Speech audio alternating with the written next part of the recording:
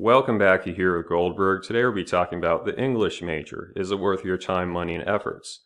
Probably go ahead and incorporate English literature as well with this video because they have very similar career outlook and prospects. But in any case, when people hear English, they often will respond, "Oh, here's your welfare check, lol.com."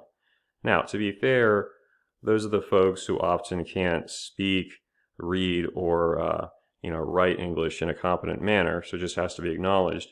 But nevertheless, education is expensive in the United States, so you can't just haphazardly go running for the hills, particularly if you're on a budget. And that's what we'll be talking about in this video.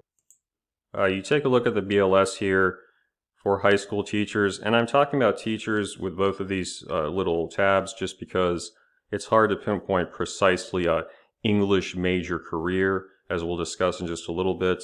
Here with high school teachers, it's a 4% growth in the future, but if you break it down to English teachers specifically, it's going to be a lot higher just because of migratory patterns. So that's something that you have to be aware of. Now this is post-secondary, which would be a lot of university professors, and you see 9% growth, but of course that's not going into specific fields.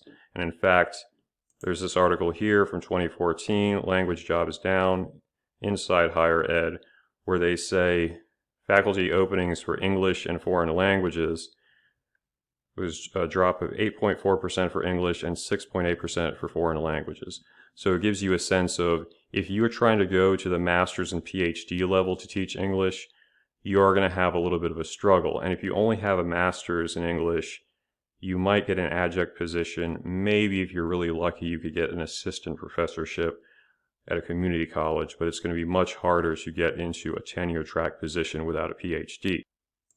If you are trying to keep costs down, this is something I had found a few years ago actually. Let's say you have your undergrad done, which if you're trying to go towards being a professor, definitely do the honors program. You have to put together some sort of thesis, research that'll give you a good working relationship with a professor. But this is Delano University. It's an online master's and relatively cheap, especially if you have EU citizenship. But if you don't, it's still more affordable in most cases than an American university. So that's one way to get in on a less costly basis. If you are looking at a PhD program, try to find one that's fully funded. Otherwise, you might end up with debts.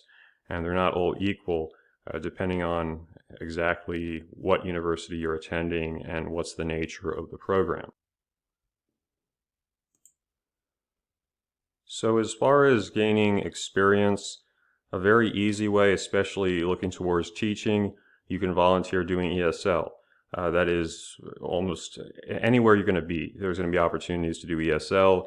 You can join one of those literary journals, be an editor, some kind of student publication, submit your own work, whether it's to a student-run organization or perhaps an actual professional group. Now, you have to be pretty decent to be published, or at least you have to fit the political mold.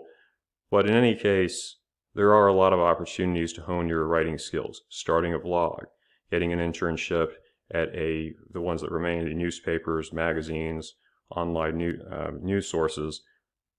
So don't be afraid to seek out those opportunities, but also recognize when you see stuff like this, and it goes for any major, oh, these are all the jobs you can do with an English degree. Yeah, but how many of these can you really do just with an English degree? So this, of course, is taken from the UK, and it's going to be a little bit different, but as a librarian, you usually have to have an MLS degree, which I've done a video on. For becoming a lawyer in the United States, you have to have a Juris Doctorate. To be an accountant, well, depending on what level, you have to have a CPA and a certain number of accounting courses. So, no, it's not just you get this degree in English and then magically you're going to enter into a totally different career. You might need graduate school, you might need extra classes. So know that and don't just assume because someone says you could be in this profession that you're going to be. And I'll just go through some of the pretty straightforward options if you have an English degree. These are by no means exhaustive, but they are going to give you a relatively fluid route towards having a job that's stable. So obviously being a teacher. My advice would be just in general, if you don't have a very clear idea of what you want to do, look at your university for one of those 4+1 programs. You do your undergrad. On your senior year, you start taking some of the graduate level courses and you get a Master of Arts in Teaching, your licensure. That helps a great deal. It's a good backup. And you don't have to worry about, oh, I'm going to get a CELTA or a TEFL if I want to go teach English abroad.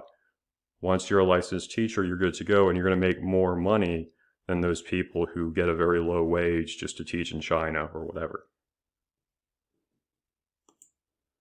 Being a paralegal, so going back to that chart where it said lawyer, you're not going to be a lawyer just with an English degree. However, you could be a paralegal if you take some extra classes in law and business writing, especially if you have some sense of doing research appropriately. That's a good route. I've known several people who've done it. And if you're a decent paralegal, you can make, 50, 60, 70, or maybe even more at a top law firm. It is an involving job, but it's going to work for some people. And it's a good way to test if you actually want to go to law school without taking on board all that debt. Lastly, you could go into corporate communications, or you could just go into the government, especially a state legislature, a municipal government, the federal government. Writing skills, clear communication, having training in that is valuable. Now, for none of that, do you necessarily need the English degree? Obviously not. However, a certain amount of training in how to write and communicate appropriately will do wonders as far as a career. There are going to be other possibilities, obviously, but these are the ones that, like I said, the bar to getting in is relatively low, as long as you're willing to do some volunteer work and join student organizations, make connections. It's not that difficult, so you don't have to be in that situation where you go, oh shoot, I've got this degree, my only option is to go overseas and make a low wage teaching. And there's nothing wrong with doing that. I'm just saying, if you plan appropriately, you won't be making a low wage and you'll have a much more satisfying, or at least secure, career to look forward to. So if there's any other majors you want to see me cover, just drop them below.